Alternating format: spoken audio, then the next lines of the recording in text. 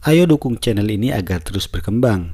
Dengan klik tombol subscribe, kalian akan mendapatkan informasi dasar-dasar ilmu menjahit. Semoga bermanfaat. Halo sahabat jahit, Assalamualaikum warahmatullahi wabarakatuh. Berjumpa kembali dengan saya Hari Arifin. Kali ini saya akan memberikan tips gitu bagaimana sih agar hasil karyamu atau hasil jahitan busana yang kamu buat itu maksimal. Pastinya penasaran kan? Simak terus.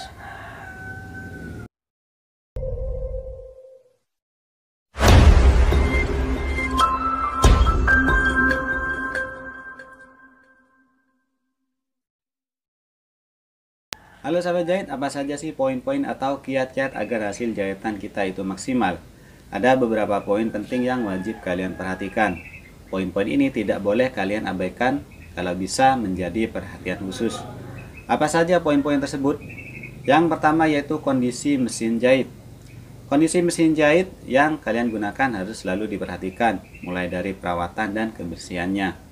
Jika kalian menjahit menggunakan mesin jahit hitam, jangan lupa pemberian pelumas pada bagian-bagian yang saling bergesekan agar mesin jahit kalian itu awet. Lantas bagian-bagian mana yang wajib diberi pelumas? Silakan kalian cek tutorialnya di pojok kiri atas ya. Nah, bagaimana untuk yang menggunakan mesin jahit high speed? Kan pelumasnya sudah otomatis. Untuk mesin jahit ini silakan jaga kebersihan mesin jahit kalian ya. Sering cek juga bagian pelumas sudah perlu ditambah atau sudah waktunya diganti, karena kalau sudah waktunya diganti biasanya untuk pelumasnya itu agak keruh ya. Intinya ketika mesin jahit kita dalam keadaan prima, sudah jelas hasilnya pasti akan memuaskan. Tidak hanya terpusat pada mesin jahit saja, termasuk mesin obras dan alat-alat pendukung lainnya. Yang kedua yaitu sesuaikan langkah jahitan dengan bahan yang akan kita jahit. Tentunya setiap bahan yang akan kita jahit memiliki tekstur sendiri-sendiri. Tidak mungkin ketika menjahit antara kain tipis dengan kulit sintetis itu sama ya. Hal ini juga harus menjadi perhatian khusus. Terkadang kita sebagai penjahit ya salah mengartikan tentang langkah jahitan ini. Semakin rapat langkah jahitan maka semakin bagus. Konsep dalam menjahit tidak seperti itu ya sahabat jahit. Salah satu contoh saja. Ketika kita menjahit kain tipis dan licin, apakah langkah jahitan ada di posisi rapat? Sudah tentu tidak kan? Maka untuk menjahit kain tipis dan licin biasanya saya posisikan langkah jahitan pada langkah yang agak lebar. Jika langkah jahitan di posisi rapat, sudah pasti akan menimbulkan beberapa masalah. Kalau tidak percaya, silakan dipraktekkan seperti apa hasilnya. Kalau sudah ketemu hasilnya seperti apa, silakan tulis pengalaman teman-teman semuanya di kolom komentar ya. Lanjut yang ketiga yaitu jarum jahit harus menyesuaikan dengan bahan yang akan kita jahit. Nah, contoh untuk kain tipis. Contohnya untuk kain tipis itu biasanya sifon, seruti dan lain-lain ya. Kalian bisa menggunakan jarum yang kecil, biasanya nomor 9. Untuk kain sedang seperti drill, Oxford dan lain-lain ya, kalian pakai nomor 14. Dan untuk kain tebal bisa dengan ukuran jarum nomor 18. Untuk jarum mesin jahit high speed dan mesin jahit hitam itu berbeda ya teman-teman.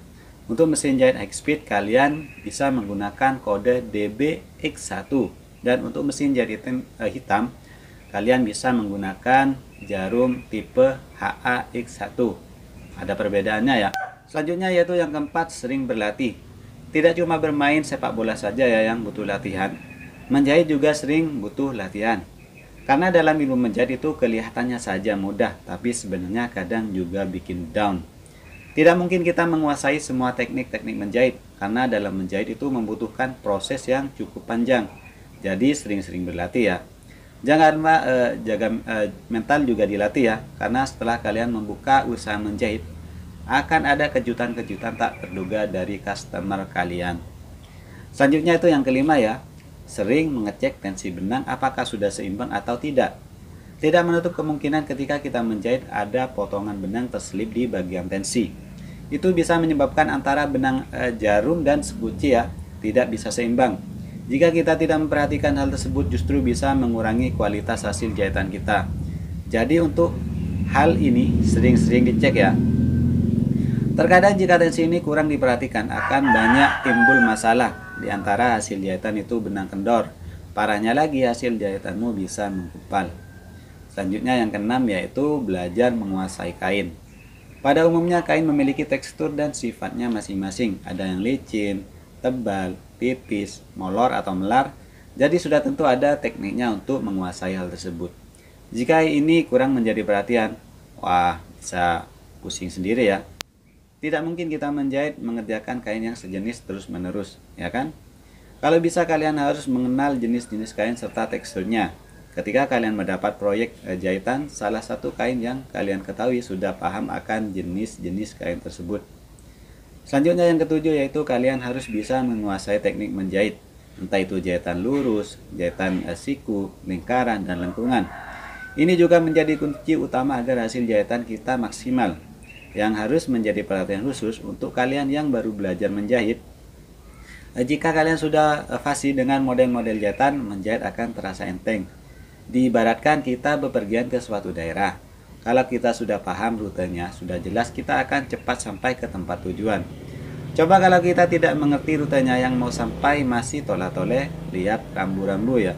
Begitu pula dengan menjahit. Terkadang ada beberapa yang kurang memperhatikan hal ini. Yang terpenting gajian, baju yang dijahit selesai, sudah. Itu persepsi yang salah. Setelah dicek hasil jahitannya itu amburadul. Yang jahitan lurus biasanya center malah belok-belok. Yang melengkung malah nyiku. Jangan harap customer mau kembali lagi ya. Yang ada efeknya untuk jangka panjangnya nanti tidak ada. Bisa-bisa kalian berhenti menjahit karena tidak ada yang mau menjahit pada kalian lagi. Selanjutnya yaitu yang kedelapan, kalian menjahit bagian lipatan kain, usahakan dijahit mepet ya. Di sisi kain biasanya itu kadang ada yang satu sepatu, ada yang mepet itu ya. Nanti akan saya praktekkan. Ini juga bisa menjadi nilai tambah untuk karyamu. Dan yang terakhir, gunakan benang yang berkualitas serta warna senada. Terkadang saya kurang paham ya, ada oknum penjahit yang menjahit pakaian.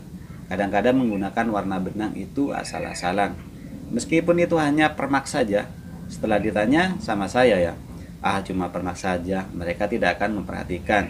Justru ini bahaya bagi kelangsungan usaha menjahitmu. Jadi usahakan ambil benang warna senada agar hasil jahitanmu itu maksimal. Bacot mulu bang, telah lu banyak mukaddimah, prakteknya mana? Setiap orang memiliki ciri khas masing-masing, tidak hanya berpatok pada satu titik saja.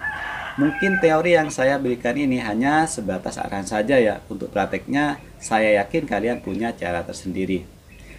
Untuk kalian yang sudah paham dalam menjahit, sudah tidak membutuhkan hal ini kan? Jadi ya sudah, baikkan saja. Ya kalau seandainya bisa, bimbinglah juniormu agar mereka paham.